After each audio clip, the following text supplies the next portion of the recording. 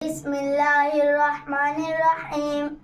آج کا سبق رسالت سوال نمبر 1 قرآن مجید میں ہے وَإِن مِّنْ أُمَّةٍ إِلَّا خَلَا فِيهَا نَذِيرٌ، یعنی کوئی قوم ایسی نہیں ہے جس میں خدا کی طرف سے کوئی ڈرانے والا نہ آیا ہو۔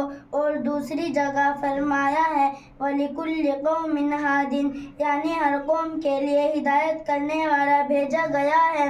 ان آیتوں سے معلوم ہوتا ہے کہ ہر ملک اور ہر قوم میں خدا کی طرف سے کوئی پیغمبر بھیجا گیا ہے، تو کیا ہندوستان میں بھی کوئی پیغمبر آئے تھے؟ جواب نمبر 1، ہاں ان آیتوں سے بے شک یہ بات ثابت ہوتی ہے کہ ہر قوم کے لیے خدا نے کوئی ہادی اور ڈرانے والا بھیجا ہے، اور اس لیے ممکن ہے کہ ہندوستان میں بھی کوئی نبی آئے ہو۔ سوال نمبر 2، کیا یہ کہہ سکتے ہیں کہ ہندوؤں کے پیشوا جیسے کرشن جی اور رام چندر جی وغیرہ خدا کے پیغمبر تھے؟ جواب نمبر 2، نہیں کہہ سکتے، کیونکہ پیغمبری ایک خاص عہد تھا اور جو ایک طرف سے اس پر برگزیدہ اور خاص بندوں کو عطا فرمایا جاتا تھا، تو جب تک شریعت سے یہ بات معلوم نہ ہو کہ یہ خاص عہدہ خدا تعالیٰ نے فلاں شخص کو عطا فرمایا تھا، اس وقت تک ہم بھی نہیں کہہ سکتے کہ وہ خدا کا نبی تھا۔ اگر ہم نے بلا دلیل شرعی ضرور اپنی رائے سے کسی شخص کو پیغمبر سمجھ لیا اور فی الواقع وہ پیغمبر نہیں تھا، تو خدا تعالیٰ کے حضور میں ہم سے اس غلط عقیدے کا مواخذہ ہوگا۔ یوں سمجھو کہ اگر تم صرف اپنے خیال سے کسی شخص کو سمجھ لو گے وہ بادشاہ کا نائب یعنی گورنر جنرل سے، اور فی الواقع گورنر جنرل نہ ہو، تو تم حکومت کے نزدیک مجرم ہوگے کہ ایک ایسے شخص کو جسے بادشاہ نے گورنر جنرل نہیں بنایا ہے تم نے گورنر جنرل مان کر بادشاہ کی طرف ایک غلط بات کی نسبت کی۔ پس گزشتہ لوگوں میں سے ہم خاص طور پر انہیں بزرگوں کو پیغمبر کہہ سکتے ہیں جن کا پیغمبر ہونا شریعت سے ثابت ہوا اور قرآن مجید یا حدیث شریف میں ان کو پیغمبر بتایا گیا ہو۔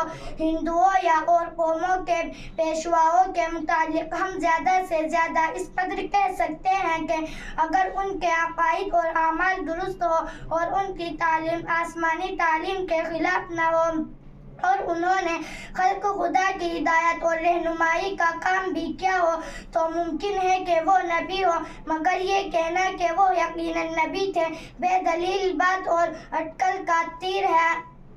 سوال نمبر 3، حضور رسول مقبول صلی اللہ علیہ وسلم کے متعلق کیا عقیدے رکھنے چاہیے؟ جواب نمبر 3، نمبر 1، آپ خدا تعالیٰ کے بندے اور ایک انسان اور خدا کے رسول تھے۔ نمبر 2، خدا تعالیٰ کے بعد آپ تمام مخلوق سے افضل ہیں۔ نمبر 3، آپ گناہوں سے معصوم ہیں۔ نمبر 4، آپ پر خدا تعالیٰ نے قرآن مجید نازل فرمایا۔ نمبر 5، آپ کو شب معراج میں خدا تعالیٰ نے آسمانوں پر بلایا اور جنت دوزخ وغیرہ کی سیر کرائی۔ نمبر 6، آپ نے خدا تعالیٰ کے حکم سے بہت سے معجزے دکھائے۔ نمبر 7، آپ خدا تعالیٰ کی بہت زیادہ عبادت اور بندگی کرتے تھے۔ نمبر 8، آپ کے اخلاق و عادات نہایت اعلیٰ درجے کے تھے۔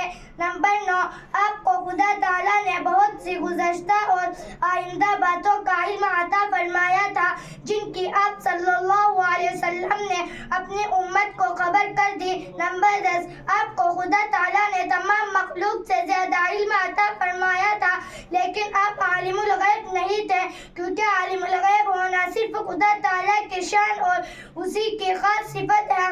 نمبر 11، آپ خاتم النبیین ہیں کہ آپ کے بعد کوئی نیا نبی نہیں ہوگا، ہاں صرف حضرت عیسیٰ علیہ السلام جو پہلے زمانے کے پہلے پیغمبر ہیں آسمان سے اتریں گے اور اسلامی شریعت کی پیروی کریں گے۔ نمبر 12، آپ انسانوں اور جنات سب کے لیے رسول ہیں۔ نمبر 13، آپ قیامت کے روز خدا تعالیٰ کی اجازت سے گناہگاروں کی شفاعت کریں گے۔ اسی وجہ سے حضور صلی اللہ علیہ وسلم شفیع المذنبین آمین کہتے ہیں اور خدا تعالیٰ حضور صلی اللہ علیہ وسلم کی شفاعت قبول بھی فرمائے گا۔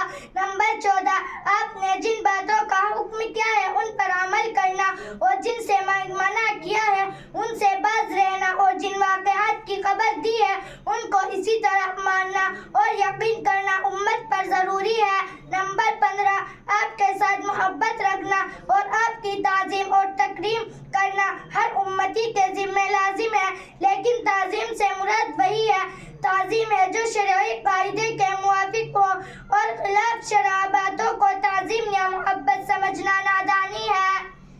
سوال نمبر 4، معصوم ہونے سے کیا مراد ہے؟ جواب نمبر 4، معصوم ہونے سے مراد یہ ہے کہ کوئی صغیرہ یا کبیرہ گناہ حضور صلی اللہ علیہ وسلم سے قصداً یا سہواً واقعی نہیں ہوا۔ تمام انبیاء علیہم السلام گناہوں سے معصوم ہوتے ہیں۔ سوال نمبر 5، حضور صلی اللہ علیہ وسلم کی معراج جسمانی تھی یا منامی؟ جواب نمبر 5، حضور صلی اللہ علیہ وسلم اپنے جسم مبارک کے ساتھ معراج میں تشریف لے گئے تھے، اس لیے آپ کی معراج جسمانی تھی۔ ہاں، اس جسمانی معراج کے علاوہ چند مرتبہ حضور صلی اللہ علیہ وسلم کو خواب میں بھی معراج ہوئی ہے، وہ منامی معراج کہلاتی ہے کیونکہ منام خواب کو کہتے ہیں، لیکن حضور صلی اللہ علیہ وسلم کا خواب اور اسی طرح تمام انبیاء علیہم السلام کے خواب سچے ہوتے ہیں، ان میں غلطی اور خطا کا شبہ نہیں ہو سکتا۔ بس حضور صلی اللہ علیہ وسلم وآلہ وسلم کی ایک معراج تو جسمانی معراج تھی اور 4 یا 5 معراج منامی تھی۔ سوال نمبر 6، شفاعت سے کیا مراد ہے؟ جواب نمبر 6، شفاعت سفارش کو کہتے ہیں۔ قیامت کے دن حضور صلی اللہ علیہ وسلم خدا تعالیٰ کے سامنے گناہگار بندوں کی سفارش کریں گے۔ حضور صلی اللہ علیہ وسلم کو یہ فضیلت عطا ہو چکی ہے، لیکن پھر بھی خدا تعالیٰ کے جلال و جبروت کے ادب سے حضور صلی اللہ علیہ وسلم بھی شفاعت کی اجازت مانگیں گے۔ جب اجازت ملے گی تو شفاعت فرمائیں گے۔